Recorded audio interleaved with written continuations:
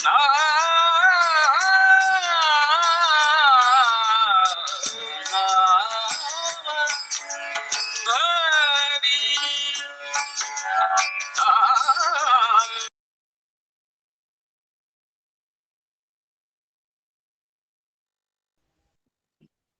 सिया गुरु राम, सादर प्रणाम। जय जय श्री राधे। आदरणीय पूज्य जगत गुरु महाराज श्री भागवत कथा में विराजमान हैं, मंच से ही मंगलाचरण करने के लिए तैयार हैं। तो हम विनय करते हैं जगत गुरु जी महाराज को कि आज का मंगलाचरण प्रारंभ हो। जय सिया राम, सादर प्रणाम।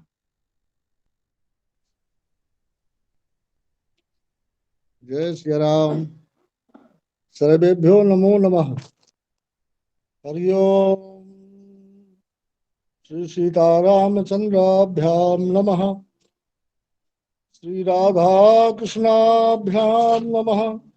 श्री हनुमते नमः। श्री गुरुचरण कमलेभ्यो नमः। सच्चिदानंद रूपाय विश्वोत्पत्त्यादिहेतवे तापत्रय विनाशाय श्री कृष्णाय वयं नमः। ध्येयं सदा परिभवग्नमभीष्टदोहं तीर्थास्पदं शिवविरञ्चिनुतं शरण्यं धृत्यार्तिहं प्रणतपालभवाब्धिपोतं वन्दे महापुरुषते चरणारविन्दम्। त्यक्त्वा सुदुस्तजसुरेप्सितराजलक्ष्मीं धर्मिष्ठयार्वचसां यदगादरण्यम् मायामृगं दयितयेशितमन्नुधावत् वन्दे महापुरुषते चरणारविन्दम्। वन्दे विदेहतनया पदपुण्डरीकं कैशोरसौरभसमाहृत योगिचित्तम् हन्तुं कोई ध्वनि नहीं आ रही है, क्या बात है? सन्मानशाली परपीत कोई पराग भी ध्वनि नहीं आ रही है। आ रही है। आगच्छति आगच्छति। आ रही है माता जी, आ रही है। नारायण नारायण नारायण नारायण नारायण। धर्म सखा रघुनाथ के कोई भी रसिक ध्वनि नहीं आ रूप रही है। यादार श्रीमद् राम सखेन्द्र पद बंदौ बारंबार अखंडानंद बोधाय शिष्य संताप हारिणे सच्चिदानंद रूपाय तस्मै श्री गुरवे नमः। सभी आचार्यों को सादर वंदन। और इस समूह में भागवत मकरंद मिलिंदानंदम में जो शर्मा जी हैं, श्री जयकांत जी शर्मा जी, वो पूर्व में हमारे गुरु जी हमें अध्ययन करा चुके हैं दिल्ली में। और सेनापति जी हैं और महापात्रा जी हैं। तीनों आचार्य प्रवर को सादर वंदन। और सभी इस समूह में समुपस्थित विद्वत जनों को सादर वंदन। हम सब लोग इस भागवत समूह के माध्यम से एकत्रीभूत होकर इस आनंद सागर में गोता लगा रहे हैं। और हमको तो ये लगता है कि जिस क्रम से ये बृहद व्याख्या इस समूह में की जाती है, ऐसी व्याख्या तो हमें जीवन में पहले कभी सुनने को तो मिली ही नहीं। और लगता है कि ऐसा संयोग भी कभी दोबारा नहीं हो सकता। इसलिए वैसे तो भागवत के बारे में यही कहते हैं कि जन्मांतरेत भवेत पुण्यम तदा भागवतम लभेत। किंतु इस क्रम से जो व्याख्यात्मक उद्बोधन हम लोगों को ज्ञानवर्धक जो पथ प्रदर्शन किया जाता है, ये तो बड़े ही सौभाग्य से प्राप्त हुआ है। तो इसका उद्देश्य हमारा ये है, इस हम सब लोगों का जो भी ये उद्देश्य है, सत्संग और सत्संग के माध्यम से भगवत प्राप्ति। भगवत प्राप्ति के लिए महापुरुषों ने कहा, रामम च नाम रूपम च लीला धाम परात् परम एतत् चतुष्टयम नित्यम सच्चिदानंद विग्रहम। भगवत प्राप्ति के लिए महापुरुषों ने 4 साधन बताए, नाम, रूप, लीला और धाम। तो कोई भगवान के नाम गुणगान के माध्यम से, कोई चरित्रों को गान के माध्यम से, कोई भगवत लीलाओं के गुणगान करके, लीलाओं को प्रदर्शित करके कोई भगवत धाम में तीर्थों में निवास करके भगवत प्राप्ति करते हैं। तो इन सब साधनों में भागवत तो प्रत्यक्ष ही भगवान के वांग्मय विग्रह है। चार को एक श्रेणी में माना गया है। उत्तम भागवतम नित्यम कृतम च हरिचिंतनम तुलसी पोषणम जैवो धेनुनाम सेवनम समम। भागवत जी, भगवान, तुलसी जी और गौ माता, ये चारों एक समान माने गए हैं। तो हम लोगों को भागवत के माध्यम से ये जो भक्ति वर्धक, ज्ञान वर्धक, मुक्ति प्रदाता जो सत्संग का ज्ञान प्राप्त हो रहा है, ये बड़े सौभाग्य से प्राप्त हुआ है। और यह क्रम निरंतर चलता रहे, जिससे हम सब लोगों का पथ प्रदर्शन होता रहे, यही आप सबसे करबद्ध निवेदन है। और इसी के साथ हम वाणी को विश्राम करते हैं। आगे का सत्संग हम श्रवण करेंगे। जय श्री राम।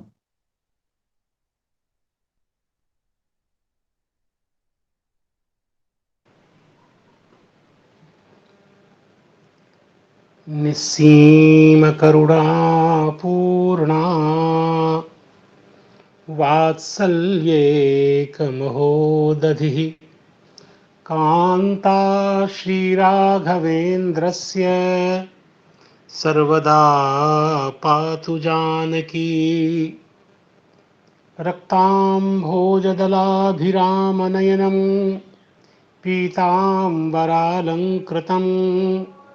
श्यामाङ्गं द्विभुजं प्रसन्नवदनं श्रीसीतया शोभितं। कारुण्यामृतसागरं प्रियगणैर्भ्रात्रादिभिर्भावितं वन्दे विष्णुशिवादिसेव्यमनिशं भक्तेष्टसिद्धिप्रदम्। कृष्णाय वासुदेवाय हरये परमात्मने प्रणतक्लेशनाशाय गोविन्दाय नमो नमः। तां जानकी विरहवेदनहेतुभूतान् द्रागाकलय्य सदशोकवनीयवृक्षान् लङ्कालकानिव घनान् उदपाटयद्यस्तं हेमसुन्दरकपिं प्रणमामि पुष्ट्यै। माधवं पद्मयोनिं च नारदं वादरायणं शुकं सूतं च गोकर्णं मद्गुरुं च नमाम्यहम्। वाञ्छाकल्पतरुभ्यश्च कृपा सिन्धुभ्य एव च पतितानां पावनेभ्यो वैष्णवेभ्यो नमो नमः। क्वेदं भागवतं रहस्यजटिलं क्लिष्टं समुद्रायितं क्वाहं श्रीहरिभक्तिगन्धरहितो नीचशठो लम्पटः। किन्तु श्रीजनकात्मजा करुणया दृक्पातपूतः सतां यावद्बुद्धिबलोदयं प्रकटये मत्साहसं क्षम्यताम् मत्साहसं क्षम्यताम्। अकारण करुणा वरुणालय निखिल है ये प्रत्यनीक कल्याण एकतान स्वेतर समस्त वस्तु विलक्षण राजराजेंद्र श्री कौशल्यावर्धन भगवान श्री भगवान राधा मुकुंद की अपार करुणा एवं हम सब लोगों के असंख्य पूर्व जन्म में समुपार्जित पुण्यों के प्राबल्य से यह प्राप्त क्षण उसको सार्थक एवं सही अर्थ में कृतार्थ करने के लिए हम सब लोगों ने श्रीमद् भागवत महापुराण का आश्रय लिया है और प्राप्त प्रसंग को सामने रखकर भगवत प्रदत्त बुद्धि का हम लोग सदुपयोग कर रहे हैं। तो हमारे अभिभावक जन, गुरुजन, शुभानुध्यान जन सबको प्रणाम करता हूँ। कथा रसिक महानुभावों को प्रणाम करता हूँ और फिर इसमें प्रवृत्त हो रहा हूँ। अभी बहुत ही सुंदर रीति से जगत गुरु जी श्री स्वामी जी महाराज भगवान की लीला की प्रस्तावना कर रहे थे कि कैसे हमारे जीवन के उत्कर्ष में भगवान की कथा सुधा के श्रवण गान का महत्व है। और हम जैसे लोगों के लिए तो एक यही साधन बच गया है। निरंतर नाम जप भी नहीं कर सकते, बाल बच्चों में आकंठ निमग्न है, और भगवान के नाम जप के लिए भगवान की बहुत बड़ी कृपा चाहिए। ऐसे तो सभी साधन के लिए कृपा चाहिए, लेकिन यह कुछ ज़्यादा ही सरल और सुलभ प्रतीत होती है कि भगवान की कथा अनायास मिल जाए गाने के लिए और सुनने के लिए। तो बहुत अच्छी रीति से श्री स्वामी जी महाराज ने इसकी प्रस्तावना की, और हम इधर उधर की बातें न बता करके सीधे भगवान बादरायण के चरण कमल तक पहुंच जाएं और उस मंगलमय श्लोक का उच्चारण करें जहां से श्री वेदव्यास जी महाराज ने हमें अमृत वर्षण करते हुए हमें संतृप्त करने के लिए प्रयास किया है। और वो मंगलमय श्लोक है जो श्री परीक्षित जी के द्वारा प्रकट हुआ है। श्री परीक्षित जी अपनी दीनता का प्रकाशन करते हैं, अपने सौभाग्य की सराहना करते हैं और कहते हैं कि हे भगवान, वयम धन्यतमाः लोके, हम तो धन्य नहीं भगवान, धन्य तर भी नहीं, हम तो धन्यतम हैं। हे गुरु, हे तत्वज्ञ, हे उदारता पूर्वक अपने शिष्यों के कल्याण के लिए निरंतर जागरूक, अर्थात गृणाति भगवत तत्वम इति गुरु, तो जो भगवत तत्व का कथन करे, ऐसे जो यथार्थ अन्वर्थतः गुरु कहलाने योग्य, हे भगवान शुकाचार्य जी महाराज, ऐसे तो हम क्षत्र बंधु हैं, क्षत्रियाधम हैं, लेकिन आपकी कृपा देखिए, आज आपने हमें लोक में धन्यतम बना दिया है। आगे कहते हैं क्यों, धन्यतमता का कारण क्या है? कहते हैं यत पिबामो मुहुस्त्वत्तः, हे भगवान, आपसे निरंतर हम पान कर रहे हैं।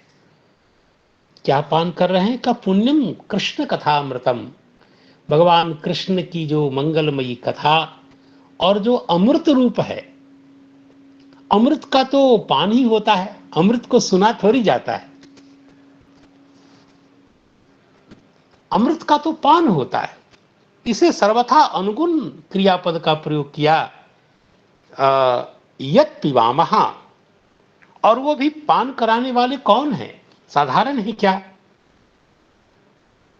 अर्थात संसार के सबसे उत्कृष्ट कोटि के वक्ता, जिनकी ज्ञान निष्ठा, भक्ति निष्ठा, वैराग्य निष्ठा उच्च कोटि की है, ऐसे आप, कल मैंने निवेदन किया था कि त्वत्तः, त्वत् कहने से काम चल जाता, ये जो अतिरिक्त प्रत्यय है ये मानो भगवान शुकाचार्य के प्रति कुछ गाढ़ गौरव को प्रकाशित करने के लिए। त्वत्तः, केवल आप साधारण नहीं हैं, आप अत्यंत ही विशेष हैं, और आपके मुख कमल से पुण्यम कृष्ण कथामृतम, कृष्ण कथामृतम।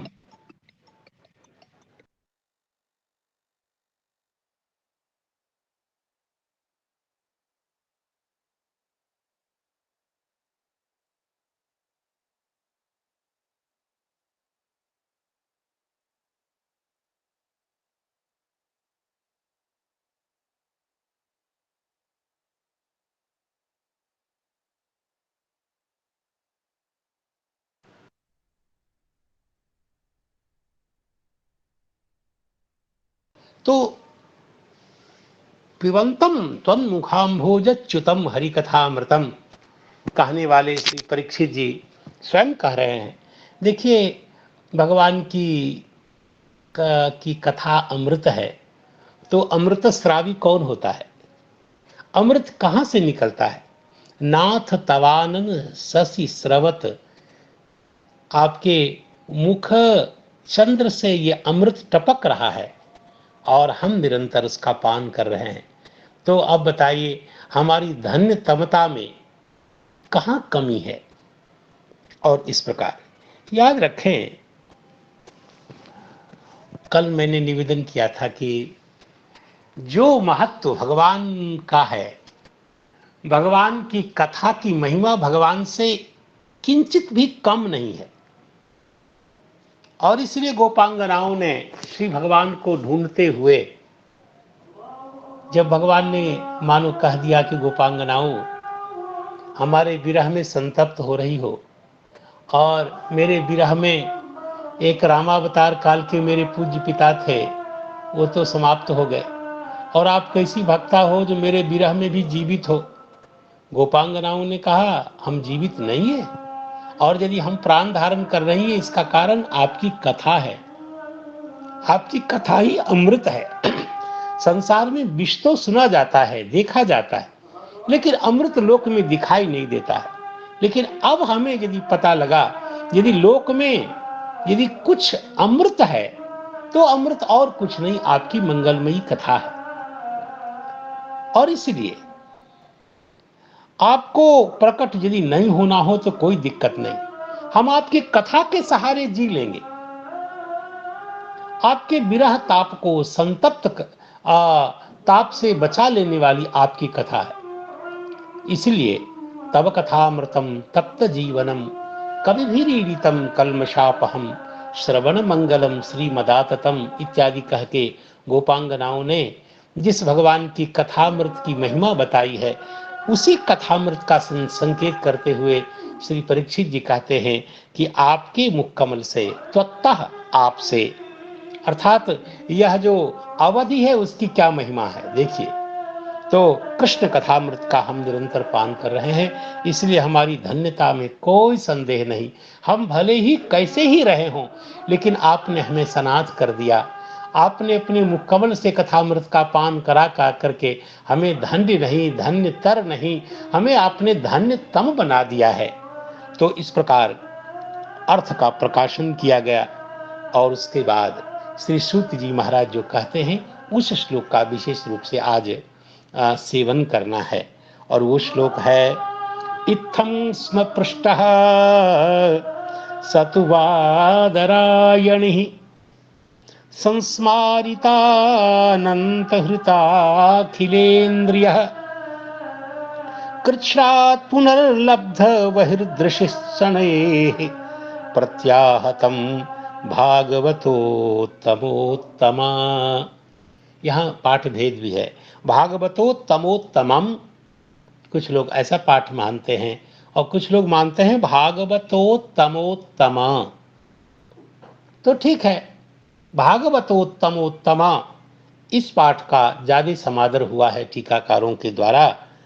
तो इस श्लोक का साधारण अर्थ विचार पहले कर लेते हैं। इत्थम यानी इस प्रकार, स्म का आचार्यों ने अवधारण रूप अर्थ किया है कि अर्थात पृष्ठ पूछे गए, अर्थात जिनसे पूछा गया वो कौन है। पृष्ठ स अर्थात कथावाचकत्वेन संसार में ख्यात लोक और वेद, शुको मुक्तः वामदेवो मुक्तः, लोक में वेद में सर्वत्र जिनकी ख्याति है, ऐसे भगवान शुकाचार्य तत्पदार्थ है। और स तू वादरायणी, वो साधारण नहीं है। तू शब्द साधारण वाचकों की व्यावृत्ति करने के लिए, भगवान शुकाचार्य साधारण नहीं है।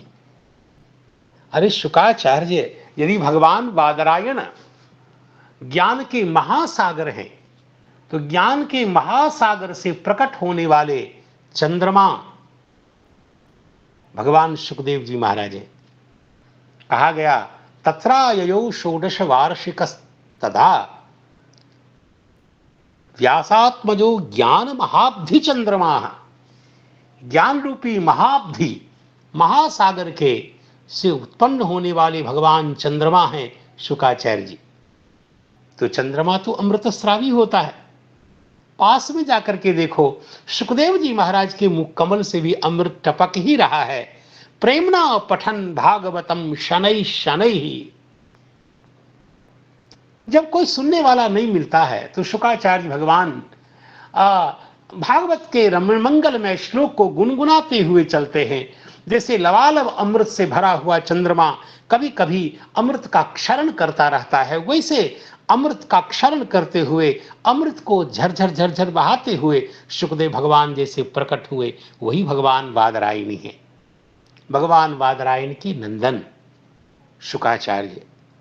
आप यूं देखिए, ये बादरायणी कह के इनका आविर्भाव आदि सब दिव्य है, लोकोत्तर है, इनका प्राकट्य भी दिव्य है। जैसे भगवान विभु होते हैं, जहीं तहीं प्रकट हो जाते हैं भक्त पर करुणा करने के लिए, वैसे ये भी प्रकट हो गए हैं। जब परीक्षित जी को कथा सुनाने के लिए ये प्रकट हुए तो सूत जी क्या कहते हैं, अरे तत्रा भवत भगवान व्यासपुत्र, भगवान व्यासपुत्र अभवत, प्रकट हो गए।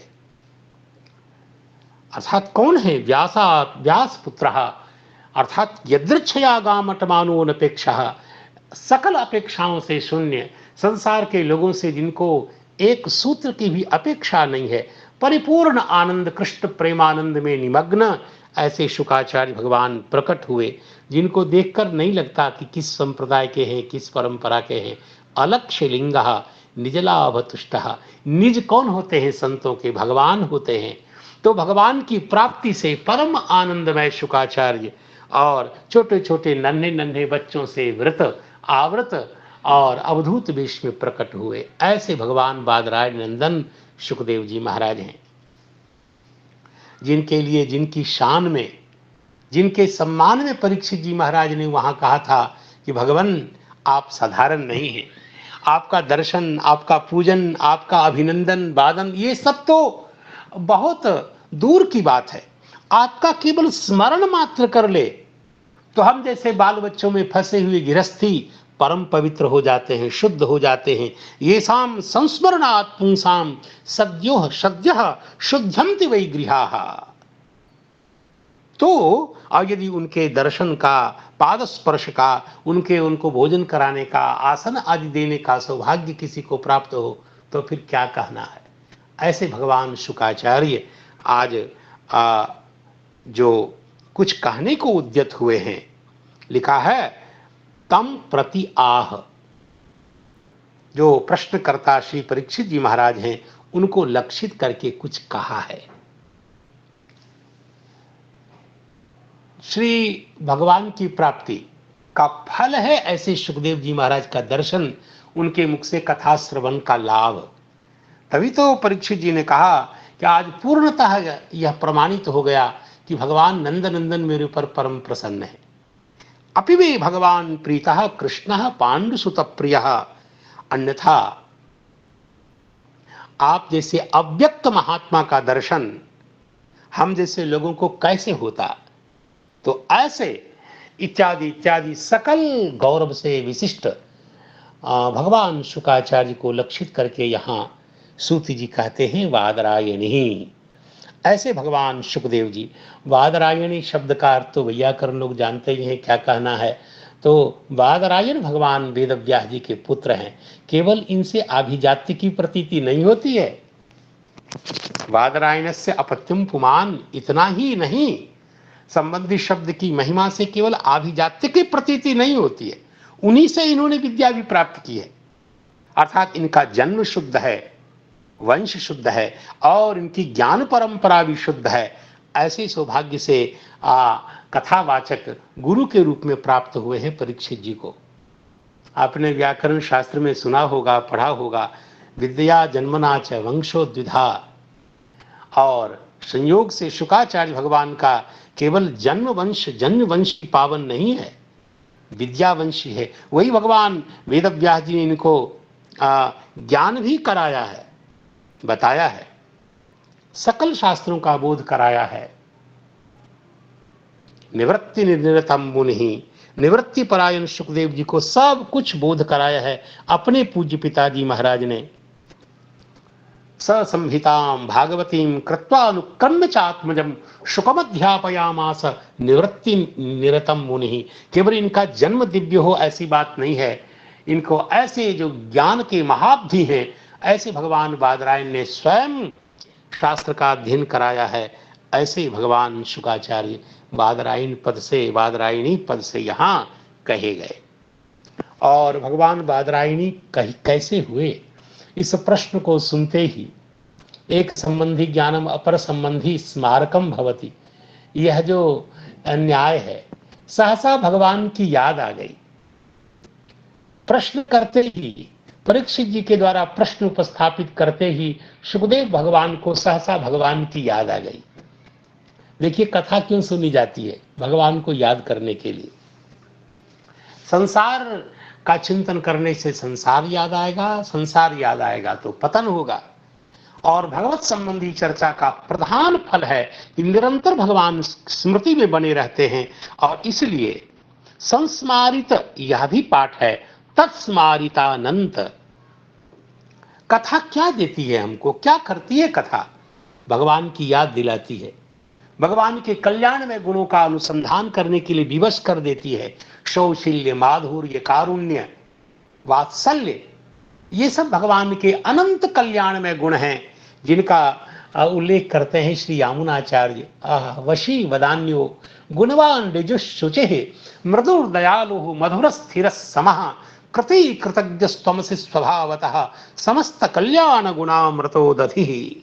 भगवान के समस्त कल्याण गुण के अमृत के उदधी है भगवान, समस्त कल्याण गुणामृतो दधी है भगवान। उनके एक एक गुण का अनुसंधान। अभी देखिए शुकाचार्य को सहसा भगवान का कारुण्य, भगवान का सौशील्य, भगवान का जो पतित पावनत्व है, और सबसे बड़ी बात है भगवान की करुणा, अर्थात पर दुख प्रहान इच्छा पार तंत्र जो श्री भगवान का है। भगवान का जो वात्सल्य है, दोष तिरस्कारिणी प्रीति का नाम है वात्सल्य। और ऐसे अभी भगवान ने अघासुर का उद्धार किया। भगवान के इसी कल्याण में गुणों का अनुसंधान करके श्री शुकाचार्य भगवान स्मृत नहीं हुए, स्मारित हुए। अर्थात कथा से, प्रश्न के द्वारा सहसा भगवान याद आ गए, भगवान याद दिला गए। स्मारित जो भगवान अनंत हुए, और उस भगवान अनंत ने क्या किया, इनका का हरण कर लिया, क्योंकि हरि है, हरण करने में बड़े बहादुर हैं। भक्त के का चित्त का हरण करना हो, पाप का हरण करना हो, या वासना का हरण करना हो, इसमें तो भगवान ख्यात है। ऐसे भगवान अनंत, हरि नाम से जाने जाने वाले भगवान अनंत। और उन्होंने क्या किया, अतो हृताखिलेन्द्रिय, अर्थात स्मारित अनंत के द्वारा हरण कर लिया गया है अखिल इंद्रियां जिनकी। ऐसे भगवान बादरायणी।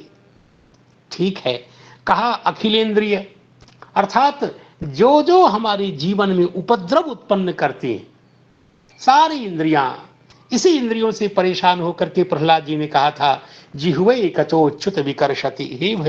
हे नृसिंह, देखिए ना मेरी क्या दुर्दशा है। जैसे किसी पति की 5-5 पत्नियां हों, और पांचों पत्नियां अपनी अपनी तरफ खींचे, तो उस पुरुष की जो दुर्दशा होती है, वही दुर्दशा मेरी हो रही है भगवान। और सकल इंद्रियों का सरदार यह जो मन है, इस मन को मैं समझा नहीं पा रहा हूं, मन का नियंत्रण नहीं कर पा रहा हूं। भगवान आपने भी तो गीता में कहा है ना कि असंशयम महाबाहो। अर्जुन, ये बिल्कुल सही बात है कि मन अत्यंत चंचल है, इसका निग्रह करना वायु के निग्रह के समान अत्यंत दुष्कर है। भगवान, मैं अपने मन को नहीं संभाल पा रहा हूं। हे प्रभु, देखिए ना, यह मेरा मन, यह जो मन है असाधु तीव्रम, ये निरंतर पाप करने के कारण दुष्ट है और अत्यंत तीव्र है, आप ही इसको संभालिए। तो इस प्रकार जिस मन के लिए प्रहलाद जी कहते हैं, ऐसा मन, सकल ज्ञान इंद्रियां जिनकी हरण कर ली गई हैं भगवान के द्वारा, अनंत के द्वारा। इसका तात्पर्य क्या हुआ, हमारे आपके चाहने से, उछल कूद करने से कुछ नहीं होगा। भगवान जब तक हमारे मन को, हमारी इंद्रियों को हरण नहीं करेंगे, अपने कल्याण में गुणों के प्रकाशन से हमारे मन का हरण जब तक नहीं करेंगे हमारी साधना से कुछ होना जाना नहीं है। यह गुण साधन ते नहीं होई, यह भगवान की कृपा का साध्य है। भगवान करें तभी मन की छटपटाहट मिटती है। आज शुकाचार्य भगवान का तो भगवान ही सारी इंद्रियों के सारे जो उत्पात हैं, इंद्रियां ये जो उपद्रव हैं, उपद्रव करती हैं इंद्रियां, जो कुछ उपद्रवी इंद्रियां हैं सबको हृत कर लिया है, हरण कर लिया है। हृत हो गई हैं अखिल इंद्रियां। अखिल इंद्रिय का मतलब इंद्रियों का सरदार जो मन, उनके साथ सारी इंद्रियों के व्यापार को, उसकी चंचलता को, उसकी जो विषय गामिता है, विषय प्रवणता है, सबका हरण कर लिया है, भगवान के द्वारा हरण कर लिया गया है। जिसकी सारी इंद्रियां हृत हो गई है, ऐसे भगवान शुकाचार्य है। याद रखिए, जब कथा के सुनने से, भगवत विषयक प्रश्न करने से जो स्मारित जो भगवान अनंत होते हैं, वो जितना कल्याण करते हैं अन्य प्रकार के भगवान नहीं करते। हृदय में तो भगवान बैठे हैं तो भी जीव अज्ञानी है, हृदय में भगवान बैठे हैं तो भी जीव दुखी है। अंतर्यामी नारायण, लेकिन वही भगवान नारायण, वही भगवान हरि जब नाम जप से प्रकट होते हैं, कथा श्रवण से जब हृदय में प्रकट होते हैं, तो हमारी सारी विपत्ति को मिटाते हैं। इसलिए कथा सुन सुन करके भगवान को हृदय में प्रकट करो। कथा सुन करके प्रकट होने वाले जो भगवान हैं, वो आपके सकल अनर्थ की निवृत्ति करेंगे। और इसका संकेत है, प्रविष्ट कर्ण रंध्रेन स्वानाम भाव सरोरुहम। कथा कथन का अवसर मिले, कथा श्रवण का अवसर मिले, या कीर्तन से जो भगवान प्रकट होते हैं। संकीर्त्यमानो भगवान अनंतः श्रुतानुभावो व्यसनं हि पुंसाम प्रविश्य चित्तम विदुनोत्ते शेषम यथा तमोर्को भ्रमिवाति वातः। तो कीर्तन से प्रकट होने वाले भगवान, कीर्तन के विषय बने भगवान, स्मरण के विषय बने भगवान, और जो भगवान होते हैं उनमें करंट कुछ ज्यादा ही होता है।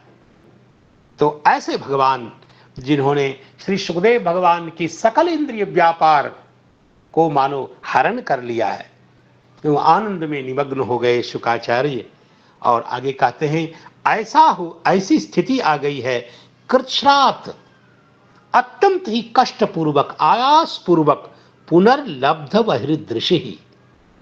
ये दृश्य ही उनादि की ई प्रत्यय करने से बना है। तो सर्वधातु ही, इस औणादिक सूत्र से बनने वाला ये दृश्य ही दृष्टि के अर्थ में। इसलिए श्री सीताराम, यह जो हमारे आचार्य श्री श्रीधर स्वामी जी हैं, वह इसी रूप में विवेचन करते। तेना, ये इसका मतलब इनके पाठ में तत्स्मारित ऐसा पाठ है, समस्मारित नहीं है, इसलिए कहते हैं तेना।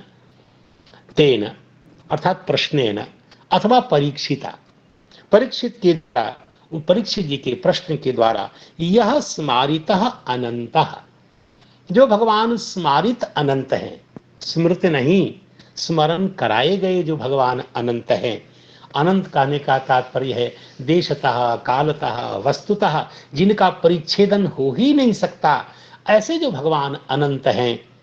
और तेन, ऐसे भगवान अनंत के द्वारा, हृतानि अखिलेन्द्रियाणि यस्य, जिसकी सारी इंद्रियों का हरण हो चुका है। या तो सकल इंद्रियों को भगवान में अर्पित करो, या भगवान ही करुणा करके उन सकल इंद्रियों की दुर्वृत्ति का हरण कर ले, इंद्रियों का हरण कर लें, तो तभी कल्याण होगा। ऐसे जो हमारे शुकाचार्य जी हैं, वो कहते सह तथा भूतोपि, ऐसे भगवान सुखदेव भी कथंचित लब्ध बहिर्दृष्टि ही। कथंचित, ये कथंचित कहां से आया? ये जो कृच्छ्रात है उसका विवेचन करते हुए कहते हैं, जिस किसी प्रकार कष्टपूर्वक, आयास पूर्वक, लब्ध बहिर्दृष्टि ही, दृष्टि ही, जिस किसी प्रकार से दृष्टि को बाहर किया, अर्थात होश में आए और फिर उन भगवान के आनंद सुधा में मग्न होकर के जैसे तैसे अपने मन को कथा कहने के लायक बनाया। तो आगे कहते, हे भागवतोत्तमोत्तम, हे शौनक, ये शौनक जी के लिए संबोधन है सूत जी की ओर से। तो हे भागवतोत्तमोत्तम, हे शौनक, ऐसा ये भागवतोत्तम भागवतोत्तमोत्तम इस संबोधन के आशय को बताते हैं श्री श्रीधर स्वामी जी। सही बताऊं, ये मुझे ये प्रसंग श्री रामचरितमानस का एक मंजूल प्रसंग है उसकी याद दिलाता है। वो ये है कि श्री भगवती अन्नपूर्णा जगदम्बा पार्वती माता ने जब कैलाश की उपत्यका पर विराजमान भगवान शंकर से राम जी के विषय में पूछा, तो राम जी का नाम सुनते ही भगवान महादेव भगवान के उस भाव सुधा में ऐसे निमग्न हो गए, भगवान के कल्याण में गुण सुधा में ऐसे आकंठ निमग्न हो गए कि सोचिए कि एक क्षण के लिए तो बेहोश से हो गए, भाव समाधि में भगवान शंकर चले गए। जब भगवान शंकर के सामने कोई राम नाम बोलता है तो राम नाम बोलना तो दूर की बात है, केवल रेफ मात्र का उच्चारण करता है तो भगवान महादेव अत्यंत आशंका से भाव से उसके मुख की ओर देखने लग जाते हैं, कहीं ये राम तो नहीं बोलेगा। रेफ मात्र के उच्चारण करने मात्र से सुनते ही भगवान महादेव अत्यंत उत्कंठा से उसके मुंह की ओर देखने लग जाते हैं, लगता है अब ये राम बोलने वाला है।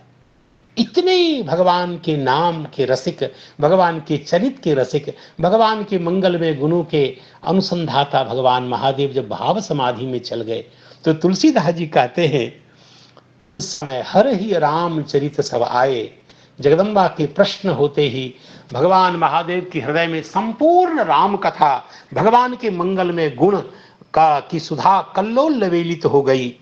और उसके बाद फिर तो क्या दशा हो गई, और प्रेम पुलक, भगवान महादेव का शरीर पुलकावली से परिपूर्ण हो गया, नेत्र सजल हो गए, अस्त्र पूरित हो गए।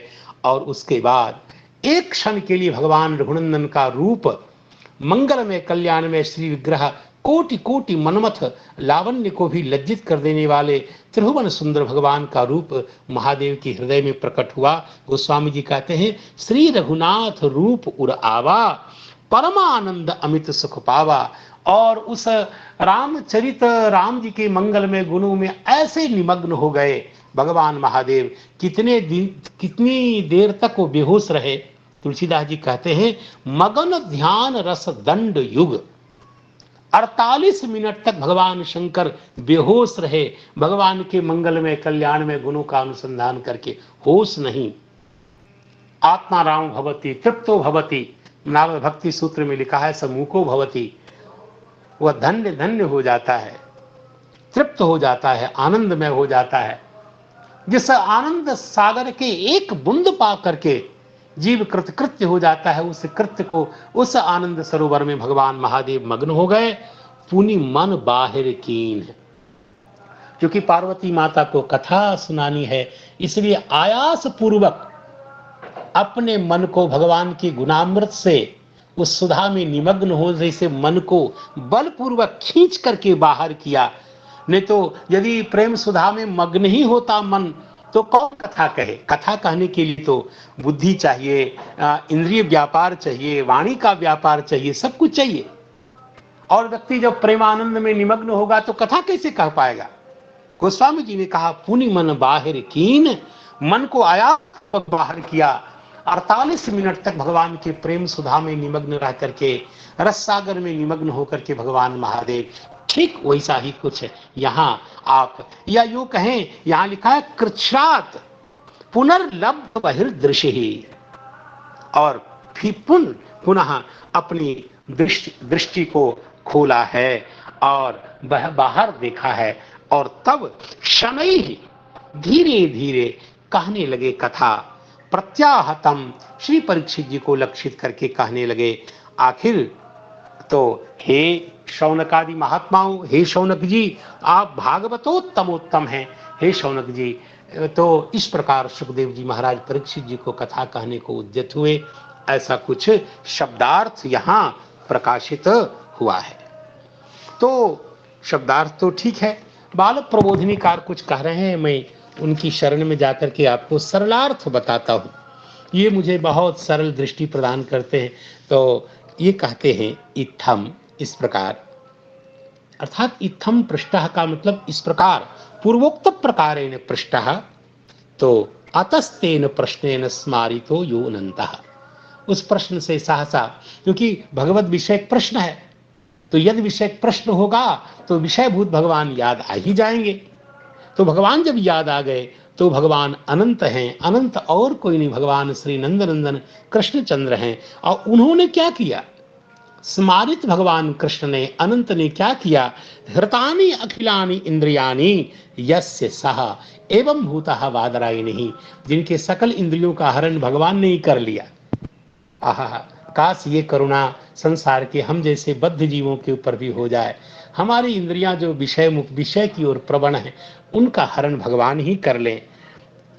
और उससे क्या हुआ, तो कहते हैं तदेव तदा काराकारित चित्त, जब भगवान चित्त इंद्रियों का हरण कर लेते हैं तो जीव तो स्वरूपतः भगवान का है ही।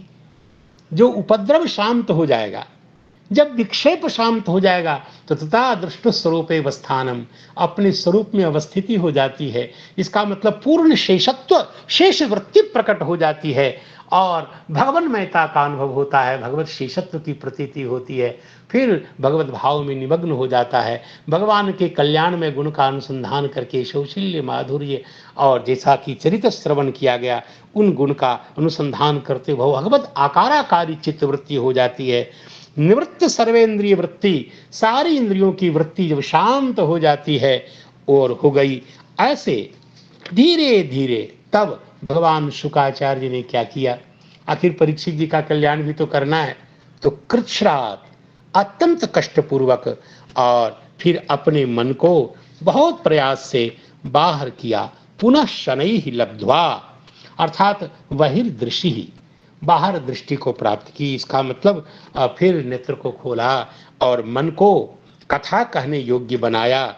ये न सतु भगवान बादराय निशुकः राजानम प्रति भगवत चरितम आह, अर्थात जो तम प्रत्याह श्री परीक्षित जी के प्रति भगवान शुकाचार्य अब कहने लगे हैं। अब भगवान कहते हैं, तो इत्यादि श्लोक का तात्पर्य यहाँ प्रकाशित हुआ। और जो द्वितीयांत पाठ है, आप उसको राजानम प्रत्याह का विशेषण भी बना सकते हैं, अर्थात कीदृशम राजानम, तो भागवतो तमोत्तमम तम राजानम प्रत्याह, ऐसा भी विशेषण बना सकते हैं। श्री परीक्षित जी का विशेषण ये बन जाएगा। अन्यथा शौनक जी का विशेषण तो संबुद्ध्यंत होने के कारण है ही। तो यह अर्थ प्रकाशित हुआ है। अब जरा हम एक बात, जो भागवतोत्तमोत्तम जो श्रीधर स्वामी जी ने कहा है, उसको लक्षित करके वंशीधराचार्य ने कहा भागवतोत्तमोत्तम होते कौन है। तो कहा आप जानते हैं कि भागवताः साधारण्येन हरिभक्ता, जो भगवान हरि से प्रेम करते हैं, भगवान की भक्ति करते हैं, वो भागवत है। अर्थात भगवान एव देवतास्य, भगवान ही जिसके प्राप्य हैं, उपास्य हैं, जीवन के चरम लक्ष्य हैं, तो भागवत हैं, भक्त लोग हैं। हरिभक्त को भागवत कहते हैं। और उनमें जो उत्तम होते हैं, और उत्तमता का आधार क्या है कि श्री भगवान के तदुत्तमा तच्चरिता करणन पराः, भगवान के चरित्र श्रवण में निरंतर जो लगे रहते हैं, वो भागवतोत्तम कहलाते हैं। और भागवतोत्तमोत्तम कौन कहलाते हैं, कहा तदुत्तमा, उनमें भी जो उत्तम होते हैं, तो उनमें उत्तम कौन होते हैं, तो कहते हैं पुनः पौनः पुण्येन बार बार भगवद विषयकानुयोगेन, बार बार भगवान के मंगलमय गुण का अनुसंधान करके उनमें साग्रह लगे रहने से श्रवणे अलम बुद्धि शून्याः, निरंतर भगवान की कथा सुनते हैं, भगवान की कथा श्रवण में लगे रहते हैं, कभी उनको अलम बुद्धि नहीं होती। बस बस अब हमको नहीं चाहिए, अलम तृप्ति भाव कभी नहीं होता। तो अलम बुद्धि शून्य जो होते हैं, अर्थात कितनी भी कथा सुने उनको तृप्ति नहीं होती है, उनको पूर्णता की प्रतीति नहीं होती है, भाव नहीं जगता, ऐसे जो भक्त होते हैं वो भागवतोत्तमोत्तम कहलाते हैं, भागवतोत्तमोत्तम कहलाते हैं। ऐसा बताने के बाद एक संहिता है, ब्रह्म संहिता, उसके श्लोक को उद्धृत किया है श्री वंशीधराचार्य ने और कहा है कि सामान्य न हरो भक्तः प्रोक्तः भागवतो बुधैहि, सामान्य रूप से भगवान हरि में जो भक्ति करते हैं, जो भक्त हैं उनके, वो भागवत कहलाते हैं विद्वानों के द्वारा। और तदिहा श्रुति संपन्ना विप्राह भागवतोत्तमाः, तदिहा श्रुति संपन्ना, भगवान की जो चेष्टा है निरंतर उसमें श्रवण लगाए रखते हैं, कथा सुनते रहते हैं, ऐसे विप्रों को भागवतोत्तम कहा जाता है। और आगे कहते हैं मुहुर्मुहुर पृच्छति यो मुरारे लीलाम, भगवान मुरारी की लीला को बार बार पूछते हैं, निरंतर कथा सुनने के लिए जिज्ञासा करते रहते हैं, कथा सुनते, जो भगवान की लीला कैसी है, समस्त पाप को नष्ट कर देने वाली जो भगवान की लीला है उसमें प्रसक्त बलपूर्वक आग्रह पूर्वक जो उस लीला से चिपके रहते हैं, सुनते रहते हैं, तदा सदा ही अलम धीरहिता, कभी भी उनको अलम बुद्धि नहीं होती, अतृप्ति बुद्धि नहीं होती, ऐसे जो होते हैं सब ब्राह्मण भागवतोत्तमोत्तम, वो ब्राह्मण, वो विप्र, और सही बात है भगवान के परम भक्त, वो भागवतोत्तमोत्तम कहलाते हैं। ये श्री ब्रह्म संहिता के श्लोक को उद्धृत करके श्री वंशीधराचार्य ने भागवतोत्तमोत्तम की व्याख्या की है, उसको समझाया है।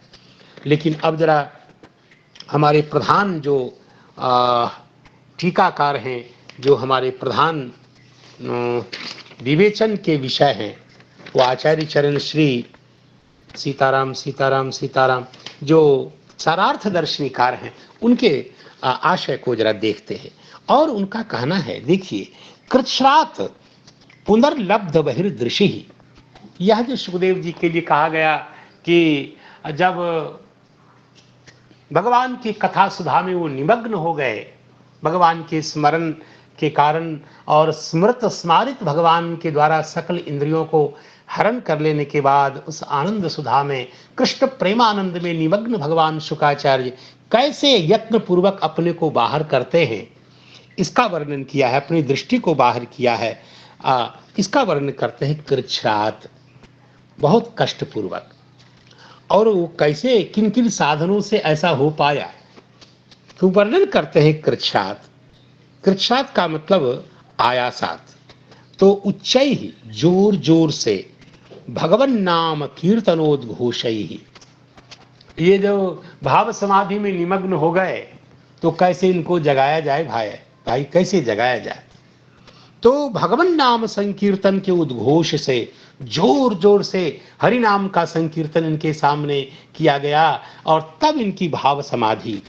और इतना ही नहीं, उससे भी जब काम नहीं चला, लिखा है तत्रत्य नारद व्यासादि मुनि कृतई ही, अर्थात आखिर ये कीर्तन कौन कर रहे थे, अर्थात तो वहां रहने वाले, अर्थात कथा सुनने के लिए उपस्थित रहने वाले उसी वहीं के जो श्री नारद जी, व्यास आदि जो मुनिजन हैं, उनके द्वारा किए गए जो ये आयास हैं, जोर से किए गए उद्घोष, जो इन महापुरुषों के द्वारा जोर जोर से किए गए भगवान नाम कीर्तनोद्घोष से, लिखा है अति यत्न भरात, जो अति यत्न से परिपूर्ण जो कृच्छ अर्थात कष्ट पूर्वक, आयास पूर्वक, यथा कथमचित भगवान नाम संकीर्तन आदि के द्वारा ये फिर होश में आए और बाहर फिर कथा कहने की स्थिति में आए, ऐसा यहाँ ये निर्देश किया। इन्होंने कृष्ण पदार्थ को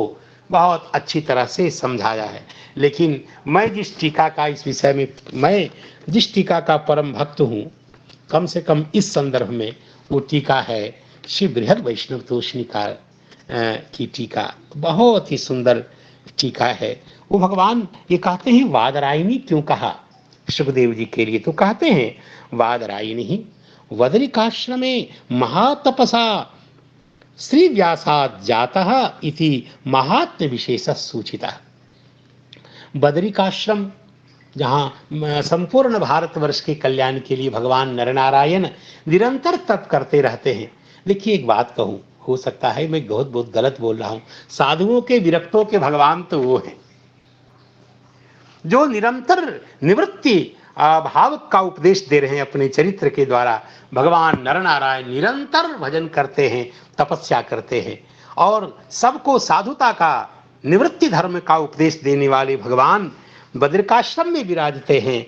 और उस बद्रिकाश्रम में महान तपस्या के द्वारा भगवान व्यास देव ने ऐसे सुयोग्य पुत्र को प्राप्त किया। ऐसे सुयोग्य पुत्र भगवान वादरायणी शुकाचार्य हैं। तो वादरायणी कह के उनका महात्म विशेष प्रकाशित किया है, सूचित किया है। और अतएव और यही कारण है कि तेना श्री कृष्ण कथा रसिके न, कृष्ण कथा के रसिक जो श्री परीक्षित जी महाराज हैं, परीक्षित जी के द्वारा तदीय प्रश्न विशेषेण वा, अर्थात ये कहते हैं तत्पदार्थ कौन है, तत्स्मारितानंत, तो तदर्थ कौन है, तत् जिसके द्वारा स्मारित भगवान अनंत हुए, तो केन स्मारितः अनंतः, तो कहते हैं कि तत्पद हैं। तत्पद से आप श्री परीक्षित जी को भी ले सकते हैं और उनके प्रश्न विशेष का भी परामर्श कर सकते हैं। तो जो परीक्षित का ग्रहण करेंगे तो अर्थ होगा श्री कृष्ण कथा रसिकेन श्री परीक्षिता, श्री परीक्षित जी महाराज जो भगवान कृष्ण के कथा रसिक हैं, उस परीक्षित जी के द्वारा, अथवा तदीय प्रश्न विशेषेण वा, अथवा तत्पद का यदि प्रश्न विशेष के साथ संबंध करेंगे तो भी ठीक है। और उसके द्वारा स्मारितः विशेषतो हृदय प्रापितः। आह, कभी कभी प्रश्न जो वक्ता है उसके हृदय में एक विशेष प्रकार के आनंद का संचारित करता है, अर्थात प्रश्न के द्वारा ही उनके हृदय में विशेष रूप से पहुंचा दिए गए, अर्थात प्रकट हो गए, कौन, प्रकट करा दिए गए, विशेष रूप से हृदय में उपलब्ध करा दिए गए भगवान अनंत। तो अनंत पदार्थ को स्पष्ट करते हैं। जो अपरिच्छिन्न सुख रूप जो कृष्ण है वही यहाँ अनंत पदवाच्य हैं। कृष्ण भगवान को छोड़कर अन्य कौन भगवान अनंत हो सकते हैं? जो अपरिच्छिन्न आनंद रूप हैं, अपरिच्छिन्न, ये ऐसा आनंद जिसको परिमित नहीं किया जा सकता है, ऐसे अपरिच्छिन्न अनंत आनंद से रूप जो भगवान कृष्ण हैं। अथवा ये अनंत पदार्थ को अलग अलग विवेचित कर रहे हैं। कहते हैं अनंतता का तात्पर्य क्या है? तो वक्ष्यमान वा वत्स बालादि रूप धारणात धारणादिना अनंतः। अभी अभी आगे आने वाली कथा में आप देखेंगे वत्स का रूप, गोप बालक का रूप भगवान ने धारण किया। इतने बछड़े, इतने गोप बालक के रूप में भगवान ने अपने को परिणत कर दिया। इसलिए इतने रूपों में परिणत होने वाले भगवान अनंत अनंत श्री कृष्णचंद्र ही हैं। इसलिए कहते हैं वक्ष्यमान। आगे आगे आने वाली जो कथा है जिसमें भगवान वत्स बालादि रूप धारण आदि करके अपनी अनंतता को जिस भगवान ने प्रमाणित कर दी है, ऐसे भगवान अनंत श्री कृष्णचंद्र हैं। अथवा कहते हैं अथवा स साधवल जेमराद्य निर्वचनीय लीला रस सिंधु च असौ स्मारितः। ये साधवल खूब कोमल कोमल हरी हती घास और घास से युक्त वह जो क्षेत्र है, घास वाली जो भूमि, और उस पर जो जेमन भगवान ने जो बाल सखा के साथ भोजन किया, इत्यादि इत्यादि जो अनिर्वचनीय लीला भगवान की हुई, उस लीला रस सिंधु होने के कारण वो भगवान अनंत अनंत कहलाते हैं। जैसे सिंधु में अनंत जल है, वैसे भगवान में अनंत लीला रस विद्यमान होने के कारण अनंत लीला रस के सिंधु जो भगवान हैं वही अनंत पद बोधित हैं। और वही अनंत लीला रस सिंधु भगवान स्मरण के विषय बन गए, स्मरण करा दिए गए। स्मारितश्च यो अनंतः अपरिच्छिन्न माहात्म्यः कृष्णः तेन हृतानि हृताखिलेन्द्रियः।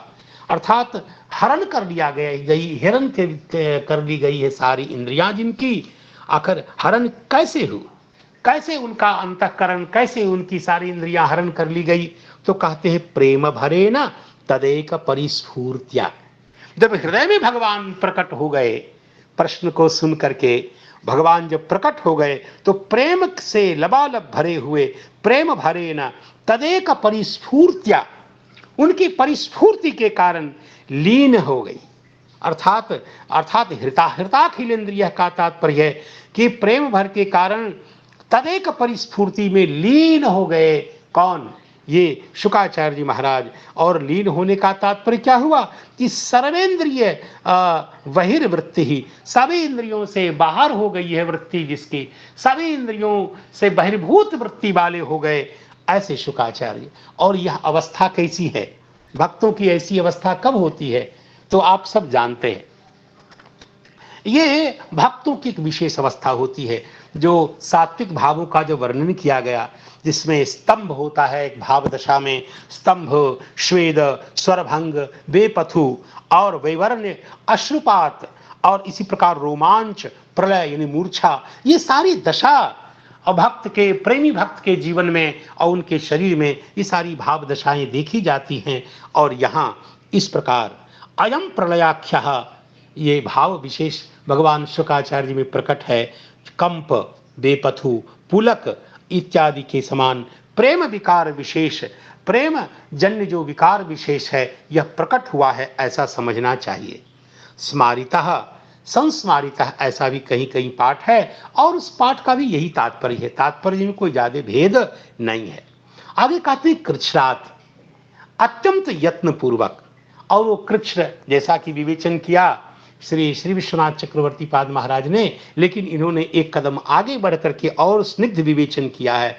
कैसे आयास पूर्वक जगाया गया सुखदेव जी को, भाव समाधि से कैसे बाहर किया गया, तो कहते हैं उच्चै ही, जोर जोर से, करताल, और एक वाद्य यंत्र विशेष होता है करताल, जोर से, शंख, भेरी, दुंदुभी, निशान आदि जितने वाद्य यंत्र हैं, उन वाद्य यंत्रों से युक्त जो भगवान के मंगलमय नाम के संकीर्तन का उद्घोष, उन उद्घोषों से, उच्चय यानी जोर जोर से किए जाने वाले भगवान के मंगलमय कीर्तन के उद्घोष से, बहु प्रयासेन, और इस प्रकार उन घोषण से जो बहुत प्रयास से लब्ध बहिर्दृष्टि ही, और इस प्रकार बहुत प्रयास से फिर वो बाहर आए, अर्थात उस भाव समाधि से बाहर निकले, लब्धा बहिर्दृष्टि ही, अर्थात फिर अपने आप को बाहर किया,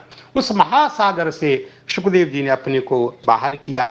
और लब्ध बहिर्दृष्टि का स्पष्टीकरण करते हैं विग्रह के द्वारा, कहते हैं जातेन्द्रिय बहिर्वृत्ति, अब इंद्रियां उनकी बाहर की ओर संचारित होने लग गई हैं। अब अपने मन को बाहर किया, इंद्रियां को बहिर्मुख किया, क्योंकि बहिर्मुख किए बिना कथा कैसे कहेंगे, इसलिए बहिर्वृत्ति की है इंद्रियों उस भाव समाधि से, यह इसका तात्पर्य हुआ।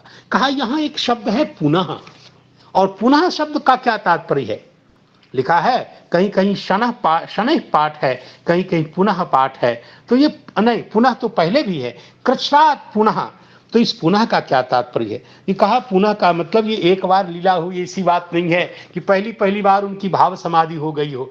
ये भगवान की कथा कथन के क्रम में ये बार बार बीच बीच कभी कभी भगवान के गुणों का अनुसंधान होता है, बस भाव समाधि हो जाती है शुकाचार्य की, और फिर इसी प्रकार उनको भगवान नाम संकीर्तन उद्घोष के द्वारा जगाया जाता है।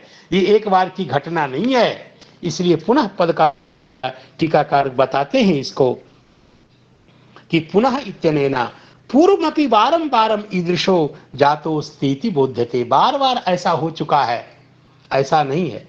तो और उस समय तत्र तत्रैव ठीक उसी समय वहां तात आदि संबोधन के द्वारा बार बार संबोधन करके उनको बोला जाता है। बार बार कहा ना तात मध्य मध्य में संबोधन आया, तो इस प्रकार उनको भाव समाधि से जगाने के लिए तात आदि संबोधन के द्वारा उनको जगाया जाता है, ऐसा अभिज्ञ जन कहते हैं। तदर्थम च, और उनको भाव समाधि से जगाने के लिए परीक्षित जी क्या क्या करते हैं, लिखा है तदर्थम च श्री परीक्षित जी महाराज महाव्यग्र हो जाते हैं, क्योंकि अब हमारे वेद व्यास जी ही जब की ये दशा हो गई तो हमें आगे कथा कौन कहेगा, और हमारी अवधि भी तो बहुत कम है, तो अवधि की तो कोई बात नहीं, लेकिन कथावाचक का स्वस्थ रहना तो जरूरी है श्रोता के लिए। तो विचलित हो जाते हैं, व्यग्र हो जाते हैं श्री परीक्षित जी, और व्यग्र होकर के अपने पास में जो वाद्य यंत्र आदि है, श्री कृष्ण कीर्तन की सामग्री आदि है, जो सामग्री श्री जन्मेजय के द्वारा पहले से रख दी गई, जन्मेजय महाराज से कह दिया कि देखो जन्मेजय जी ने कह दिया कि देखो ये हमारे जो गुरु जी हैं, कथावाचक हैं, ये मूर्छित हो जाया करते, तो पहले यहाँ सारी सामग्री कीर्तन की सारी, ये खोल और मंजीरा झाल जितने भी कीर्तन की सामग्री है उसको मंगा करके पास में पहले से ही रख लिया है। ऐसी आख्यायिका, ऐसा कथानक लोक में ख्यात है। शनैः का तात्पर्य क्या हुआ? लिखा है ना कि शनैः प्रत्याहतम भागवतोत्तमोत्तम, तो धीरे से लब्ध बहिर्दृशि ही, शनैः का अन्वय वहां है। तो कहा तदानीम अपि अनुवर्तमानेन प्रेम भरेन आक्रांतत्वात्, बाहर निकल तो गए धीरे से, जैसे किसी का हाथ दब जाता है तो दबे हुए हाथ को धीरे से निकाला जाता है, वैसे प्रेम भर में आकंठ निमग्न, कृष्ण प्रेमामृत में आकंठ शुकाचार्य महाराज धीरे से अपने मन को निकालते हैं। निकालते समय भी तदानीम अपि अनुवर्तमानेन प्रेम भरेन आक्रांतत्वात्, उस समय भी सहसा प्रेम भर से आक्रांत होने के कारण धीरे धीरे ही अपने आप को बाहर कर पाते हैं। और ऐसा यहाँ संकेत किया गया। हे भागवतोत्तमोत्तम, यह संबोधन क्यों दिया गया? तो कहते हैं इससे पता लगता है कि परम गुह्य को भी तुम सुनने के अधिकारी हो, इसलिए ऐसा संबोधन किया गया। तो आचार्यों ने विविध प्रकार से इसका व्याख्यान किया। एक बात जो श्री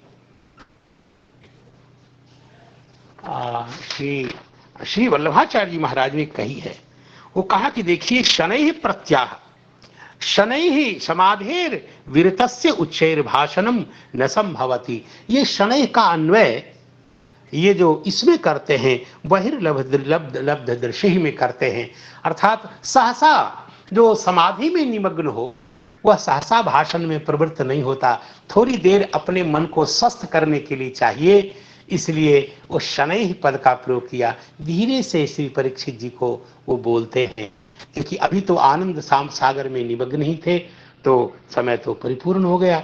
तो समय परिपूर्ण हुआ तो क्यों नहीं आप सबको प्रणाम करूं। श्लोक का उच्चारण पहले करता हूं।